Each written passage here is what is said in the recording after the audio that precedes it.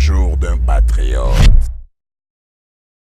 Aujourd'hui, c'est l'investiture du 5e président de la République démocratique du Congo. Quelle est votre impression par rapport à cette élection de Félix Tshisekedi? Je vais commencer avant tout à remercier le Seigneur pour nous donner cette occasion, cette opportunité. Je crois que c'est une journée historique qui va rester dans les annales de la République démocratique du Congo. Nous avons un président qui est élu et nous assistons à une passation pacifique pour la première fois dans l'histoire du Congo, la République démocratique du Congo. Nous ne pouvons que remercier Dieu, nous ne pouvons que demander, comme le nouveau président vient de dire, de nous réconcilier, à bas le tribalisme, le clivage politique. Donc tout ce que je peux dire, nous sommes fiers et je suis fier. Moi j'ai fait 35 ans au Canada et je suis revenu aujourd'hui pour venir assister à ça. Ça dit quelque chose. J'ai des larmes, mais je retiens mes larmes. Ce sont des larmes de jouissance.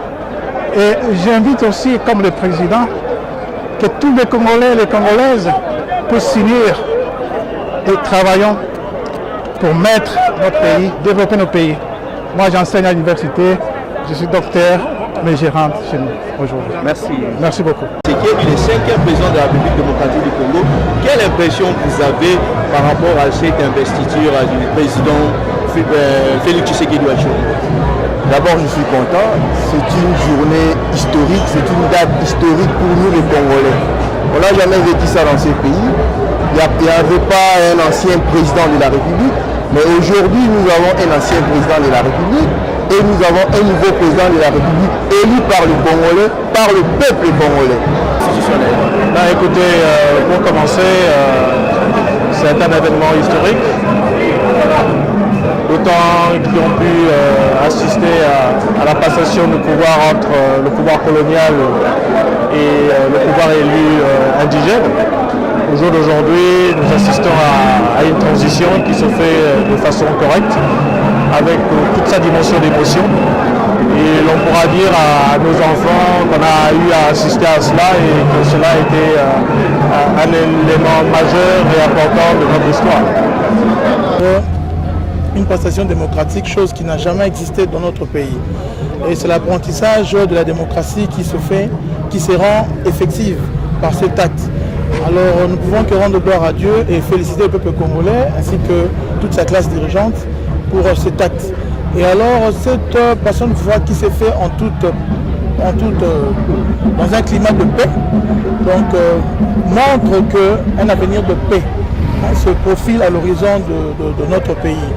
Donc le Congo sera une havre de paix et c'est dans cette paix-là que nous allons construire un Congo nouveau, comme l'a bien voulu Lumumba et comme il a dit que l'avenir du Congo est sacré et que tout un chacun de nous, tout Congolais doit répondre à son devoir de développer ce pays. Donc courage et félicitations, vive le président élu qui va prendre le Congo et le donner un nouveau départ. Comme sa mission est de réduire la pauvreté, résorber le chômage comme il a si bien dit, garantir la paix et la sécurité, et nous allons le voir. Et cela sera effectif parce que Félix Tshisekedi sort d'une école de démocratie, sort d'une école qui prêche le progrès social. Et maintenant, il est bénéficiaire d'un grand héritage de ce combat si noble qui va rendre effectif en poussant la population et en améliorant sa condition de vie. Donc c'est un peu le rôle de ce jour qui marque une ère nouvelle pour notre pays. Donc Congolais, unissons-nous, vive le président, vive le peuple, qu'ensemble nous bâtissons ce pays qui est si beau et son avenir est radieux. Merci beaucoup. Bonjour National. Bonjour. Quelle est votre réaction? Je sais que la réaction ou la joie elle est immense. Absolument. Par rapport à cette investiture du président Félix Tshilombo Tshisekedi. Qu'est-ce que vous pouviez dire au peuple congolais au moins?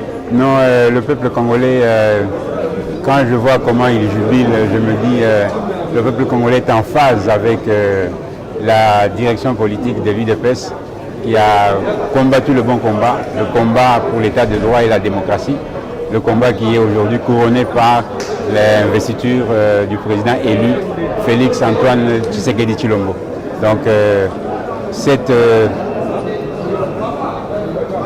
cet élan commun entre la population et la direction politique de notre parti fait que nous avons la satisfaction morale d'avoir fait quelque chose d'important pour le pays. National, comment est-ce que vous trouvez cette coalition force de progressistes? Donc une coalition qui réunit des coalitions, FCC et puis CACH. Vous en trouvez comment? Bon, comme on dit, la vie politique dépend de ce que les grands penseurs ou les grands leaders donnent comme orientation.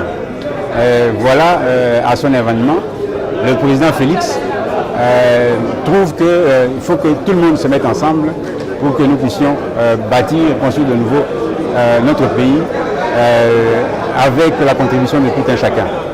Donc vraiment, je ne trouve pas à redire à cela parce que partout, les clivages qui ont eu lieu par le passé étaient des clivages quelque peu superficiels, liés à des humeurs parfois, sans généralement une grande profondeur idéologique.